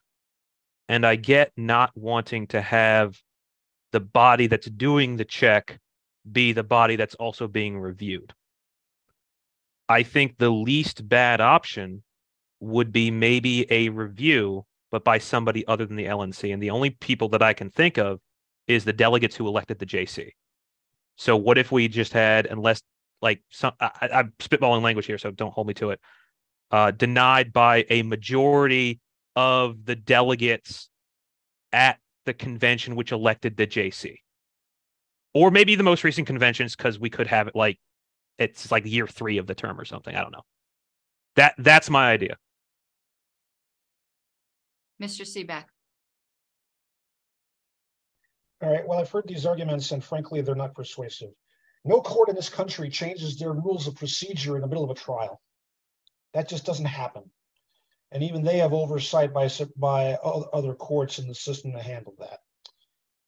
The idea of being able to change the rules in mid-stride while a case is being heard is problematic in itself, and it's not good optics either. That is why that process, that sentence is in there. We don't want to be changing the rules in mid-stride of an appeal. That doesn't make any sense, because then it's like, well, how do we know what the rules actually are for doing this? How is there an establishment of fairness if the Judicial Committee can be changing the rules in mid-stride of a hearing? As far as changing the rules outside of the LNC and concerns about a rogue Judicial Committee, the ultimate decision lands in the hands of the delegates every 2 years. If the delegates wish to do a floor proposal to amend the bylaws, to change the election of the Judicial Committee for that term, to throw them out if they've gone rogue, they can do so. They can determine their own bylaws. That's in Roberts. So I'm not too worried about the idea of a rogue runaway Judicial Committee for a 4-year term, because the members can fix that in the interim. The real issue here, though, is that you have a conflict of interest. You cannot have an LNC, passive or active, subject the rules to a committee for which they are subject to in appeal, dictate those rules. It doesn't make any sense. And after that 90-day period is done, the LNC has no say in it anyway. So the 90-day period is kind of pointless. Plus, you have another 60 days on top of that to deal with approval of a submission. So you've got up to 150 days from the convention for a set of rules to be established by a new JudCom before they're allowed to take effect. If there are serious flaws in those rules that are exposed in that time, you're stuck. And that's going to create other problems. Mr. Seebeck, I just want to point out that the 90 days has been struck from. I'm saying as things are, as the current wording in the bylaws now stands. Thank you. That is what it's dealing with. The bottom line of this is that 150 days, literally 5 months at a maximum, to leave the JudCom and in limbo and figuring out rules is ridiculous, and it's not a good idea. If we need to make an amendment to say the rules are voted on or amendable by the convention delegates, I'm fine with that. but there is an inherent necessity for a separation of powers here between the LNC and the JUDCOM that is not present as the bylaw currently exists. That needs to be corrected. Okay, I believe Dr. Moulton was next. Real briefly, I think it was Mr. Bracco who mentioned the possibility of delegates being the ones who would have the opportunity to reject proposals. I would be strongly against that. I don't think we should create whole new processes, whether that involves the delegates or the state chairs or some other entity. We have enough entities as they are with the Judicial Committee and the LNC. I don't think we should complicate things more. Another thing I want to briefly point out, if we're worried about the time that it takes these rules to come into effect, we could always look at the number 60 and make it either shorter or longer. I'm fine with 60, but I would also be open to making that shorter or longer if that's something other committee members feel would make it better. Mr. Mullman? I guess what I wanted to say was, I don't know that either of these proposals is perfect at this point. And we have 5 minutes left in this meeting, 4 minutes, something like. And honestly, I'm tired and I don't want to all night. So would it be, I guess what I would like to ask is if the committee be cool with, and would it be proper for us to adjourn here and pick up right where we left off at our next meeting?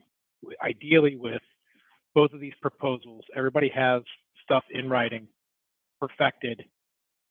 Heard a lot of good arguments tonight. Can we come back next time with like 2 proposals that are perfected and ready to rock, that we can go A or B and then be done and move to the next thing? Because I don't know that we're going to, with the time we have left, we're not going to even get the other corrections done. So that's all. It is possible in a way. I mean, if we adjourn, well, we're going to be adjourning in 4 minutes. To move to reconsider the extension of time, it's not worth it. We're going to be adjourning in 4 minutes, absent another extension for time. However, we're going to be, when we come back, in exactly the position we're in now, unless someone moves and the committee doesn't object to withdrawing everything and starting from scratch. Otherwise, we are going to be where we're at now. People can come with various proposals, but it won't be brand new stuff. That ship's kind of sailed. But they could, in theory, Madam Chair, each one could come with a motion to suspend the rules to amend Proposal A to be this, yes, and Proposal B to be that, and then we could vote. They could, right? Or, okay, everything can be voted down and we can start again. We could just go, let's vote them both down and start again. That's another way to do it. All I'm saying is our procedural posture when we get back will be wherever it was frozen when we left. Okay, thank you, Madam Chair. We got a couple more minutes. I have my hand up. No matter where we end up, this is what I'm going to suggest. I think the committee is going to be divided. I don't mean divided as in equally. I mean, there's going to be some people, one side's obviously going to win, but I think there's going to be a significant minority. I don't have a feel for the committee on where that's going to lie, on having the JC be completely self-regulating with its rules, and another side that thinks that the LNC should have to approve it.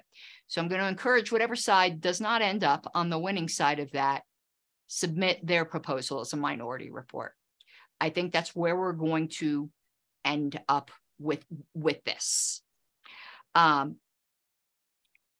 do want to offer one rebuttal to Mr. Seebeck, that it isn't a runaway potential JC for 4 years, because the convention delegates can come back and amend the bylaws to re-elect a new JC. That is a horribly complicated procedure that takes a 2/3 votes of the delegates unless we change our notice requirements, those other proposals, getting something moved from the floor is moving mountains. I've done it before. It's not easy. There's no guarantee you're going to get the bylaws committee to pass that. Meanwhile, the LNC automatically gets reviewed every 2 years. No bylaws amendments necessary. So if we're worried about either body abusing privileges, there's one that automatically gets judged every 2 years. And the other one would require a bylaws amendment to do that, which is not always easy. And we don't always get to hear bylaws proposals, as we've learned. And there could be much more pressing issues. So we need a check. The LNC isn't the perfect one, but I think it's the best one. I agree with Mr. Molman. I would not be in favor of adding any kind of additional procedure for regionals or state chairs or whatever. We have enough of those that we barely keep up with. One more minute, Mr. Bracco. Yeah, I'm just going to throw this out there because me and Mr. Latham had a little bit of a sidebar. Sorry.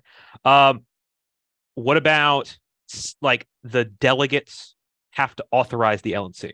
Like if you don't get, say, 10% of the delegates to sign on, the LNC can't vote on anything.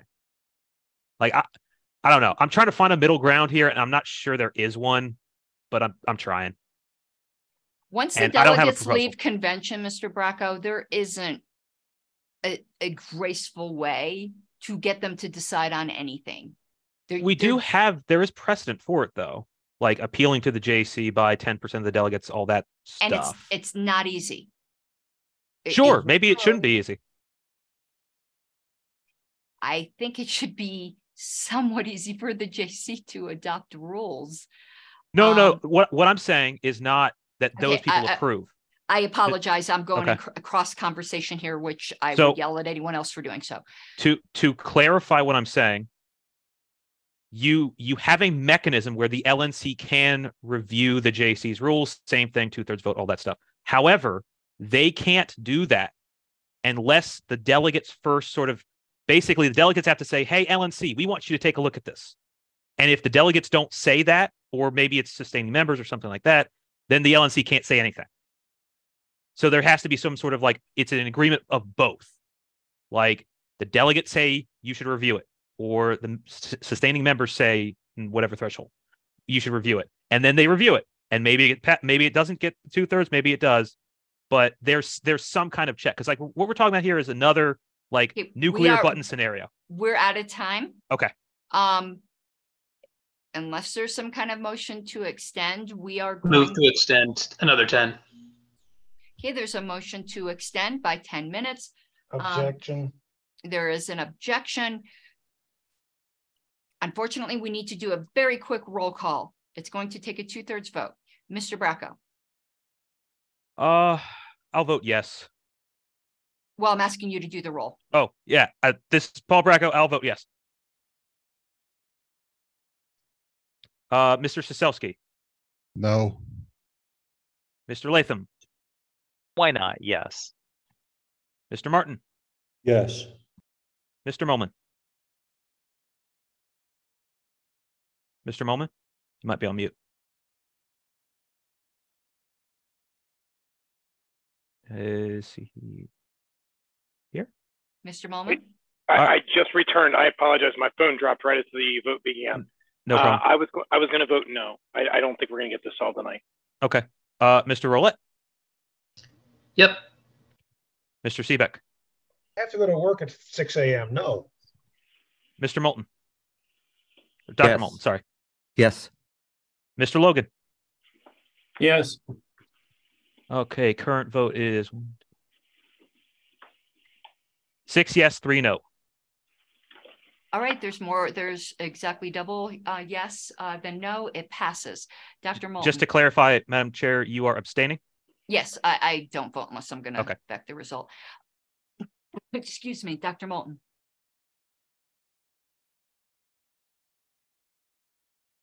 Muted.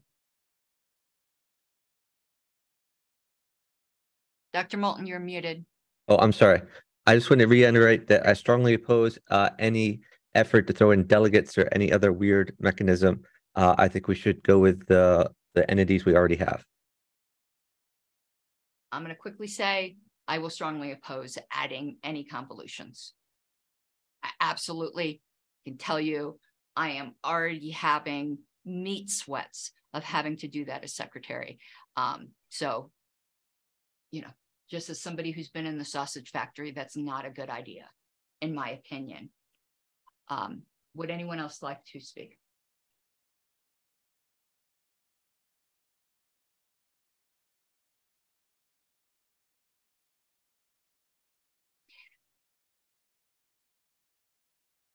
Okay, I'm going to make a somewhat unorthodox motion that's going to require,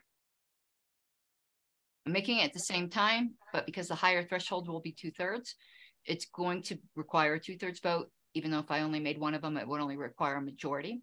I am moving to suspend the rules and amend both proposals to maintain the phrase maintained by the secretary and adding the word "and," so that the first proposal would read, a copy of the current rules of appellate procedure shall be maintained by the secretary and appended to the party's bylaws. The substitute would say a copy of the current rules of appellate procedure shall be maintained by the secretary and appended to these bylaws and convention rules and shall be available to any member. So I'm moving to suspend and adopt in one motion. 2/3 vote, not debatable. Madam Chair. Yes, Mr. Holman. I was just going to ask if you could just do that without objection. Sorry. I am going to ask, is there any objection to that? I object. I want to debate this. Okay. We are, Mr. Brown, you were going to say something? It is not debatable. Yeah, yeah, it's not. Mr. Bracco? Could you do the markup on the screen, please? Okay.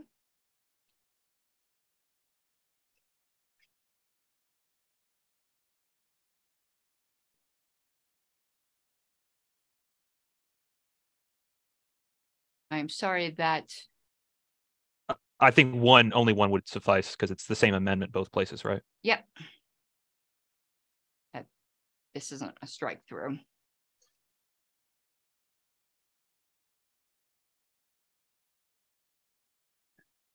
It's just shall be maintained by the secretary and on both of them. So a copy of the current rules of appellate procedure shall be maintained by the secretary and then the rest of the sentences, which diverge a little in the two proposals.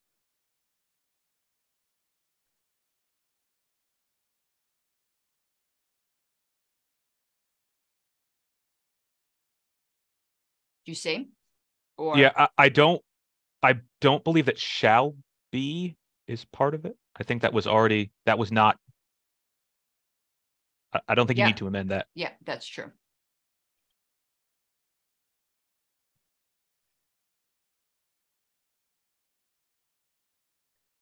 Is it clear now? Yes. Thank you. Okay, we're going to move to a roll call vote. Mr. Bracco, if you could take the roll. This is Paul Bracco. I'll be voting yes. Mr. Siselsky. Yes. Mr. Latham. Yes. Mr. Martin. Yes. Mr. Molman. Yes. Mr. Roulette. Yes. Mr. Seebeck. Yes. Dr. Moulton. No, and I hope some people stay after to hear why this is a terrible idea. Mr. Logan. Yes.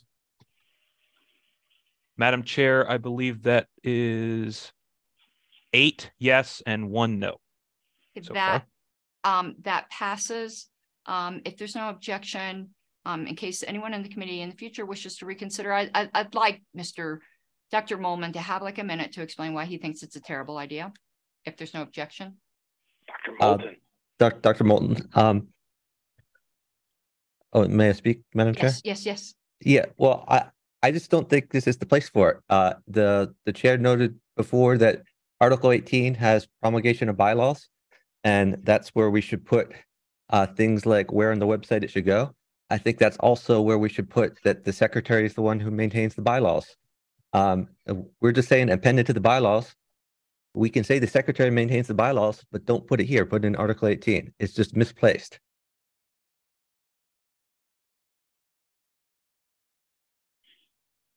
What I would suggest, Dr. Moulton,